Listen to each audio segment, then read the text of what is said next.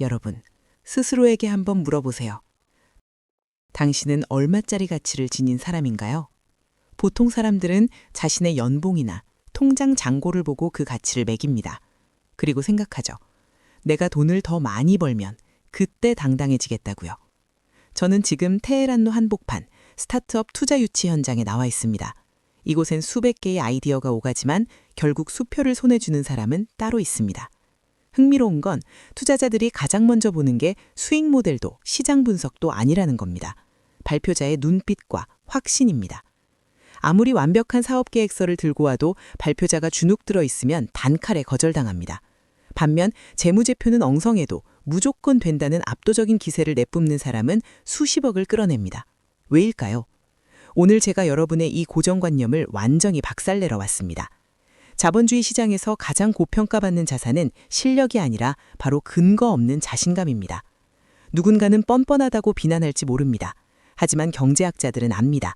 그 뻔뻔함이 어떻게 수십억의 투자를 이끌어내고 불가능해 보이던 계약을 성사시키는지 말이죠. 첫 번째 신호, 자기 효능감이라는 이름의 현실 왜곡 장치. 여러분 주변에 이런 사람 없나요? 통장 잔고는 별론데 왠지 모를 포스가 있는 사람. 회의실에서 나랑 똑같은 말을 했는데 그 사람이 말하니까 갑자기 다들 고개를 끄덕이는 거예요. 나도 아까 그 말 했는데 근데 그 사람 입에서 나오니까 무게가 실립니다. 더 이상한 건요. 명문대 나온 팀장보다 지방대 나온 대리가 회사에서 더 인정받는 경우. 이런 거 주변에서 한 번쯤 보셨을 겁니다. 왜 그럴까요? 지식이 많아서, 학벌이 좋아서가 아닙니다. 학벌보다 훨씬 더 무서운 밖으로 새어나오는 지독한 내공 때문입니다. 심리학에서는 이를 자기 효능감이라고 부르죠. 나는 할 수 있다는 믿음. 그런데 이게 단순한 긍정적 마인드가 아닙니다. 이건 현실을 왜곡하는 강력한 무기예요. 실제 케이스를 하나 보여드릴게요. 작년 어느 투자 미팅 현장이었습니다. A팀은 카이스트 출신 창업가의 완벽한 기술 문서, 3년치 재무계획까지 준비했어요. 발표 도중 투자자가 하나 물었습니다. 경쟁사 대비 차별점이 뭔가요? 창업가는 머뭇거리며 대답했습니다. 그게 저희가 기술적으로는 조금 더 보완이 필요할 것 같긴 한데요. 위축된 태도 하나 때문에 탈락했습니다. 바로 다음 팀, 지방대 출신의 사업계획서도 A팀보다 엉성했어요. 같은 질문을 받았을 때 이렇게 답했습니다. 저희는 이미 시장의 답을 알고 있습니다. 6개월 내 증명해드리겠습니다. 근거요? 없었습니다. 그런데 그 압도적인 확신이 투자자의 뇌를 정보 오염시킨 겁니다. 저 사람이 저렇게 당당한 걸 보니 내가 모르는 뭔가가 있나 보다 라고 착각하게 만드는 거죠. 결과는 30억 투자 유치 성공이었습니다. 여러분이 나는 가치 있는 사람이다 라고 굳게 믿기 시작하면 우리 뇌의 전두엽은 그 믿음에 걸맞은 행동을 하도록 신체를 통제합니다.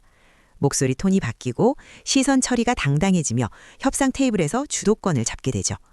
이건 단순한 기분 탓이 아닙니다. 행동 경제학적으로 보면 당신의 자신감이 상대방에게 정보 오염을 일으키는 겁니다. 저 사람이 저렇게 당당한 걸 보니 내가 모르는 엄청난 무언가가 있나 보다 라고 착각하게 만드는 거죠.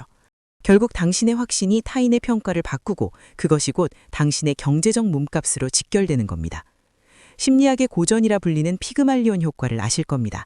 타인의 기대나 자신의 믿음이 실제로 결과에 영향을 주는 현상이죠. 이게 왜 무서운지 아세요? 믿음이 행동을 바꾸고 행동이 결과를 만들고 결과가 다시 믿음을 강화하는 선순환 구조를 만들기 때문입니다. 그런데 대부분 사람들은 정반대로 살아갑니다. 근거를 찾느라 기회를 놓치고 있는 거예요. 내가 이 정도 실력이 되면 그때 당당해져야지. 이런 생각으로 협상 테이블에서 먼저 고개를 숙입니다. 연봉 협상에서 시장 평균보다 낮게 부르고 프로젝트 미팅에서 할 수 있습니다. 대신 한번 해보겠습니다. 라고 말합니다. 기억하세요. 근거는 성공한 뒤에 붙이는 주석일 뿐입니다. 당신은 지금까지 근거를 찾느라 기회를 놓치고 있었던 거예요. 두 번째 신호, 프레스티지 프라이싱, 스스로를 명품으로 만드는 기술. 첫 번째도 충격적이었는데 두 번째는 더 소름 돋습니다. 브랜딩 전략 중 프레스티지 프라이싱이라는 게 있습니다. 가격을 높게 책정할수록 가치가 올라가 보이는 현상이죠. 당신 자신도 하나의 브랜드입니다.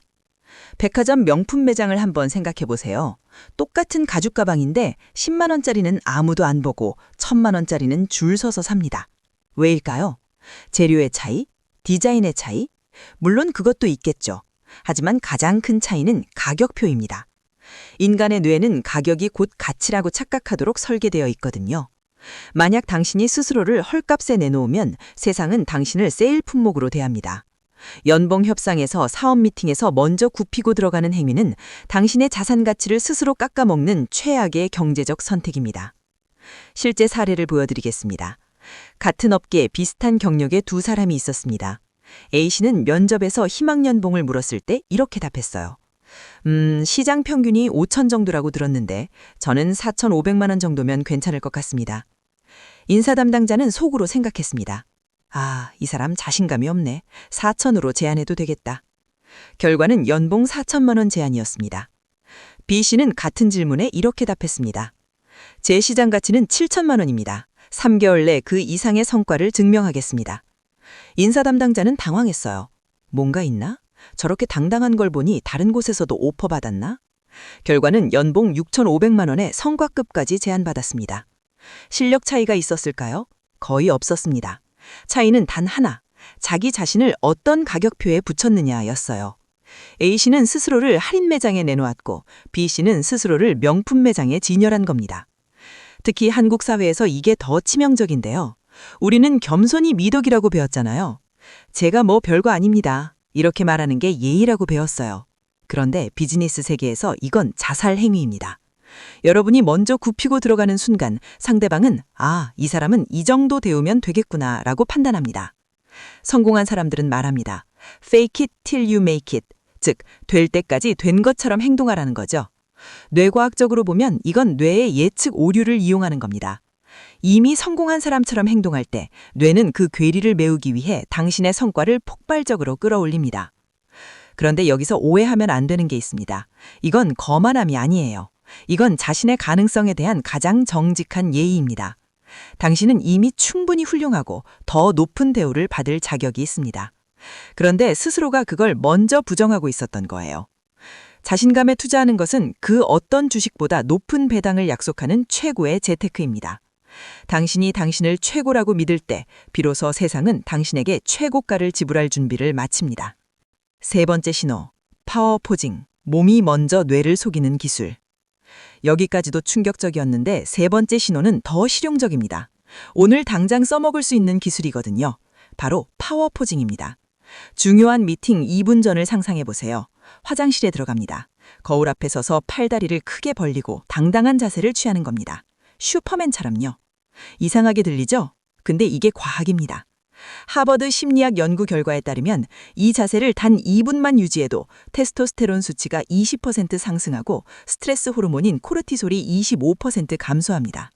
뇌가 승자 모드로 전환되는 거예요. 몸이 뇌에게 거짓말을 하는 겁니다. 우리는 지금 강하고 당당한 상태야 라고요. 반대로 어깨를 움츠리고 팔짱을 낀 채로 회의실에 들어가면 어떻게 될까요? 뇌는 우리는 지금 위축되고 방어적인 상태야 라고 판단합니다. 그리고 실제로 그렇게 행동하게 만들죠. 목소리가 작아지고 시선이 아래로 떨어지고 의견을 제시할 때도 확신이 없어집니다.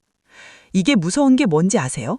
우리는 보통 기분이 좋으면 당당한 자세를 취한다고 생각하는데 실제로는 반대예요. 당당한 자세를 취하면 기분이 좋아지는 겁니다. 원인과 결과가 뒤바뀌어 있었던 거죠. 투자 유치 현장에서 이걸 직접 목격했습니다. 같은 팀인데 발표 전에 파워포징을 한 창업가와 안 한 창업가의 차이가 극명했어요. 파워포징을 한 사람은 무대에 올라가자마자 공간을 장악했습니다. 목소리에 힘이 있고 제스처가 크고 투자자들과 눈을 맞추는 시간이 길었어요. 반면 파워포징을 안 한 사람은 무대 한쪽 구석에 서서 작은 목소리로 발표했습니다. 같은 내용인데도 전달력이 완전히 달랐죠. 결과는 당연히 파워포징을 한 팀이 투자를 받았습니다. 여러분, 다음 중요한 미팅 전에 한번 해보세요. 화장실이든 계단이든 아무도 안 보는 곳에서 2분만 슈퍼맨 자세를 취하는 겁니다. 팔을 활짝 펴고 가슴을 쭉 펴고 턱을 들고 서 있는 거예요. 처음엔 우스꽝스럽게 느껴질 수 있습니다. 근데 2분 후엔 확실히 달라진 자신을 느낄 겁니다. 이게 바로 몸과 마음의 상호작용입니다. 우리는 마음이 몸을 통제한다고 생각하지만 실제로는 몸도 마음을 통제합니다. 이 원리를 아는 사람들은 중요한 순간마다 자신의 생리 상태를 의도적으로 조작해서 최고의 퍼포먼스를 끌어냅니다.